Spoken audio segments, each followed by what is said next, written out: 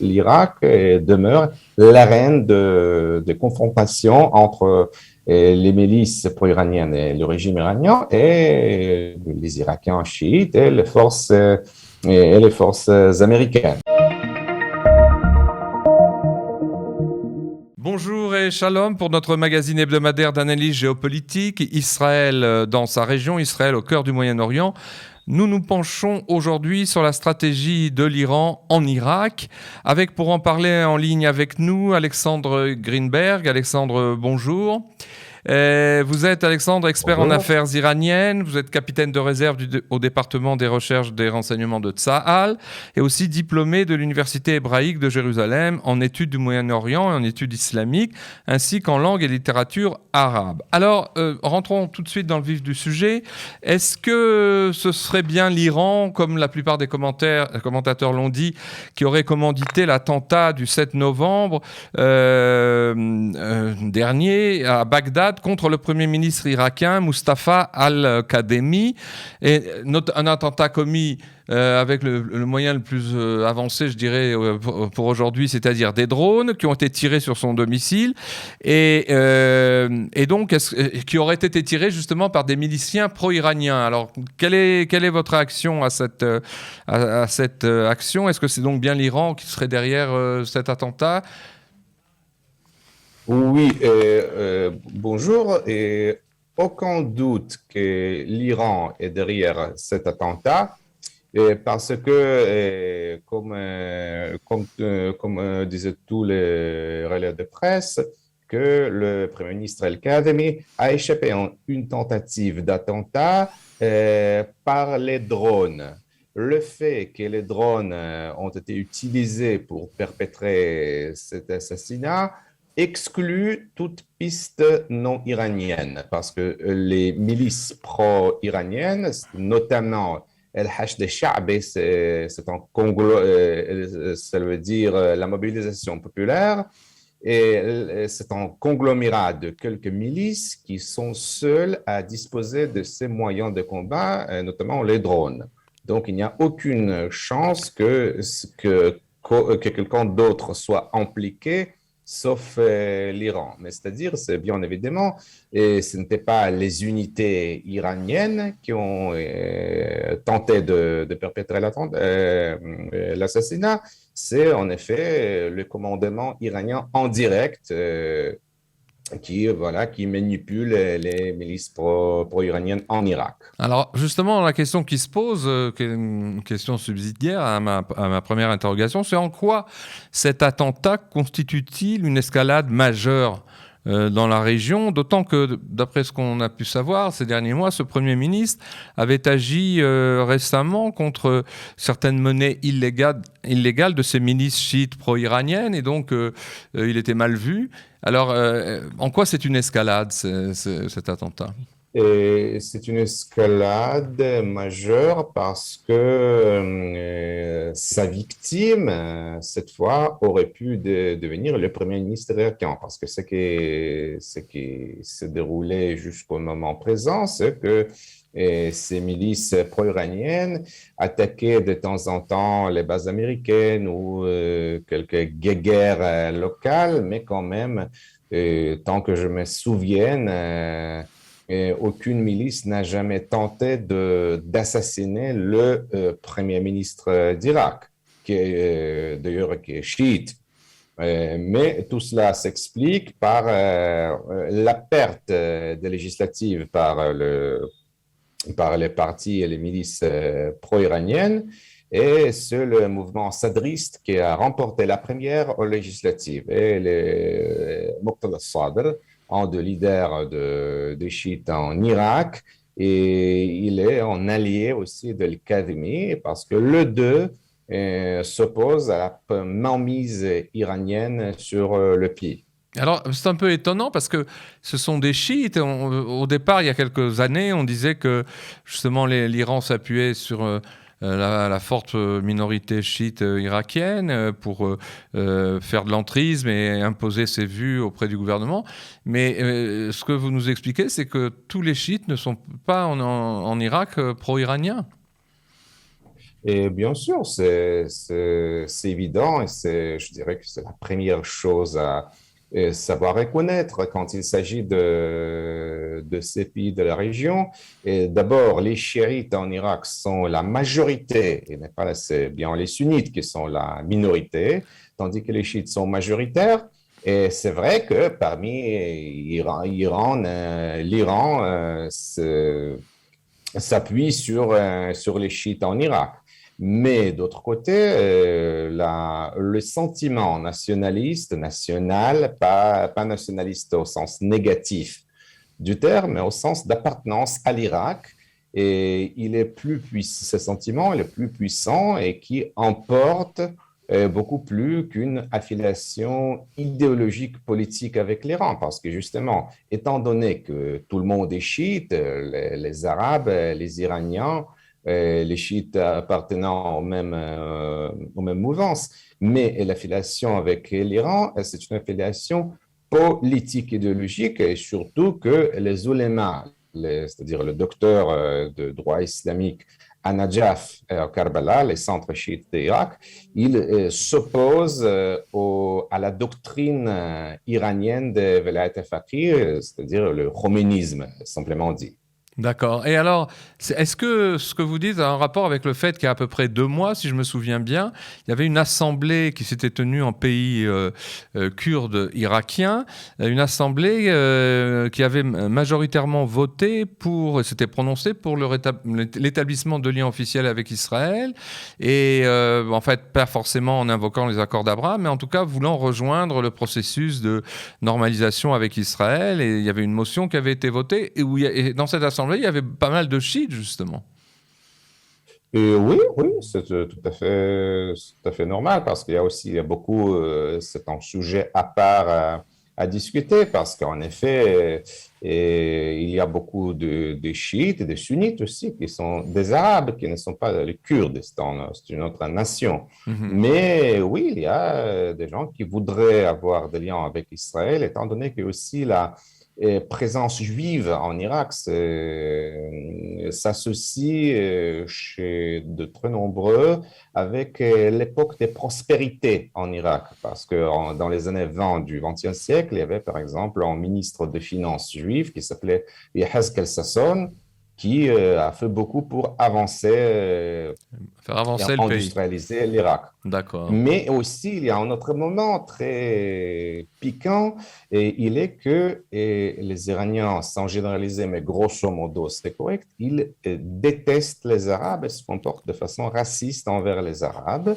ce qui renforce le désir de plusieurs Irakiens de rétablir les liens avec Israël, parce qu'on n'aime pas les Iraniens, les Irakiens ne s'aiment pas pour dire le moins. D'accord. Alors, sur un plan plus global, et si on intègre cette escalade, cet attentat, qui est quand même, certains l'ont comparé d'ailleurs dans la presse régionale à l'attentat réussi, celui-là, et non pas manqué, contre le Premier ministre libanais Hariri, qui avait été commandité par les Syriens avec l'aide des Iraniens. Bon, je ne sais pas si la comparaison tient, mais en tout cas, si on voit les choses plus globalement, la question se pose tout de même, et les auditeurs qui ne sont pas des spécialistes du Moyen-Orient aimeraient savoir que cherche vraiment l'Iran en Irak, et quelle est sa stratégie? Est-ce que c'est d'inféoder l'Irak comme elle l'a fait avec la Syrie et surtout avec le Liban? À quoi a-t-on affaire? C'est-à-dire une présence sur le terrain, mais qui est une présence avec, comme on dit en anglais, des pupies, avec des intermédiaires. Mais c'est quoi le but de l'Iran en Irak? Toutes les réponses sont correctes. Oui, c'est d'abord enfeuder l'Irak parce que l'Irak, peu importe le régime iranien, et l'Irak demeure toujours un terrain stratégiquement très important pour l'Iran, comme c'était le cas toujours. Mais c'est un État très faible militairement et en tous les égards. Donc, le seul moyen de contrôler c'est l'Irak, pardon. Pour l'Iran, ce n'est pas l'occupation directe qui n'existait pas, mais c'est justement au moyen de milices qui sont à la fois milices et partis politiques, comme au Liban, qui obéissent à l'Iran, qui sont sous le contrôle iranien. Et le but en long terme iranien, c'est achever en Irak les situations similaires à la situation du Hezbollah, c'est-à-dire le Hezbollah, le parti chiite pro-iranien qui a été créé par l'Iran, et il contrôle le Liban. Ce n'est pas en Irak pour le moment parce que le pays est différent, mais c'est le but de l'Iran. Et justement, le comportement iranien prouve que peu importe les difficultés domestiques en Iran, que les difficultés, les troubles socio-économiques, le régime iranien ne va jamais renoncer à sa politique régionale. C'est ça que les Américains, Israël et les Arabes voudraient voir. Et le troisième but qui me paraît évident dans le comportement iranien, c'est signaler aux Américains que le temps travaille en faveur de l'Iran, parce que pour le moment, le pourparler, et peut-être on va reprendre le pourparler le 29 novembre, mais il y a beaucoup Mhm. de doutes à propos de D'accord. ce sujet. Mais les Iraniens tiennent à souligner, entre guillemets, que ce n'est pas que si les Américains ne se précipitent pas à se sous-rendre aux exigences iraniennes, tout va être calme. Non, les Américains, selon la vision iranienne, vont payer le prix en Irak, où ils vont payer les prix en Irak ou peut-être au Liban, en Syrie, c'est moins probable, mais l'Irak demeure l'arène de confrontation entre les milices pro-iraniennes et le régime iranien et les Irakiens chiites et les forces américaines. Alors, si on garde justement ce zoom élargi, c'est le cas de le dire, ce focus élargi sur la stratégie iranienne, il faut préciser, mais les auditeurs le savent déjà, que l'Irak est loin d'être le seul pays de la région où l'Iran intervient sur le terrain, des fois directement, mais souvent indirectement, pour concrétiser ce que d'aucuns appellent ses ambitions hégémoniques, voire même, on a entendu des fois le mot d'impérial. Moi, je dirais plutôt donc hégémonique ou impérialiste au Moyen-Orient. Bon, on citait le cas du Liban, mais il y a aussi la Syrie, il y a Gaza, où paradoxalement, justement, l'Iran aide le groupe pourtant sunnite du Hamas et surtout du djihad islamique. Et là, il y a aussi le Yémen, le Bahreïn. Donc, les terrains, je dirais, de potentialité de cette influence iranienne ne manquent pas au Moyen-Orient. Alors, est-ce que comment ça joue? C'est une stratégie du domino, ça, c'est comme on avait parlé à l'époque dans le sud-est asiatique, avec l'implication, disons, enfin, la lutte, le bras de fer entre l'Est et l'Ouest, avec finalement une victoire communiste à l'époque. Mais là, est-ce que les Iraniens ont une stratégie qui serait comparable à celle du domino, de vouloir être présent partout pour faire tomber un à un dans sa besace chacun des grands pays du Moyen-Orient? Et je dirais qu'il n'y a pas, cette fois, il n'y a pas de ressemblance entre la stratégie soviétique, la présumée stratégie soviétique, c'est plutôt la théorie du domino, c'est plutôt comment les Américains voyaient-ils la stratégie C'est soviétique. ça, c'est ça. Et la stratégie, ce n'est pas en réalité, mais la stratégie iranienne actuelle est complètement autre. L'Iran déjà contrôle ces pays, sauf Bahreïn. Mais il ne s'agit pas de contrôle dans le sens où l'Iran contrôle tout ce qui se passe dans le pays et dans tel autre pays. Non, ça n'a rien à voir avec cela. Mais ce qui est important, c'est le fait que l'Iran peut, à travers comment dire en français, proxies, comme commissaire, émissaire, effectuer la politique qu'elle veut. C'est assez pour l'Iran et cette politique est toujours la capacité de nuisance iranienne. Il ne s'agit pas de cours, Colonisé, cours oui. politiques. Mhm. Voilà, il ne s'agit pas d'instaurer un empire persan ou colonisé, ou en général la dénomination n'est pas tellement importante dans mes yeux. Ce qui est important, c'est que une fois l'Iran a gagné l'accès dans certains terrains, il peut lancer des missiles, puis il peut organiser des milices loyales et effectuer sa politique de nuisance par rapport à Israël, par rapport aux États-Unis, par rapport aux pays arabes, etc. Voilà, c'est ça l'enjeu iranien. Euh, Et alors, vous les évoquiez tout à l'heure parce que c'est quand même un point, une date butoir importante, enfin un sujet butoir plutôt. Où en sont justement ces pourparlers dont vous disiez effectivement qu'ils doivent reprendre à la fin du mois de novembre, les pourparlers entre les Iraniens et les pays occidentaux sur le programme nucléaire iranien. On a l'impression, bon an mal an, que comme à son habitude, Téhéran cherche encore et à nouveau à gagner du temps, à la fois pour continuer ses préparatifs nucléaire et puis aussi pour montrer que c'est lui le maître du jeu en quelque sorte. oui, c'est exactement cela. Téhéran d'abord cherche avant tout à relever les sanctions au moyen du pourparler.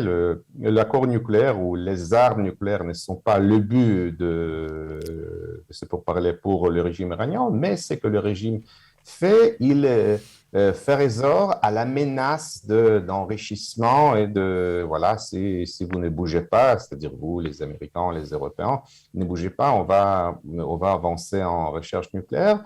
Mais le problème, tous les efforts américains se heurtent à l'incapacité iranienne de faire un compromis quelconque. C'est-à-dire, les Américains, en principe, ils sont prêts à enlever les sanctions qui ont été imposées par l'administration Trump, mais les Américains ne peuvent pas techniquement, même s'ils voulaient le faire, ne peuvent pas enlever toutes les sanctions sur le régime iranien, mais les Iraniens ne sont pas prêts à renoncer même à quelques-unes, à certaines ces exigences.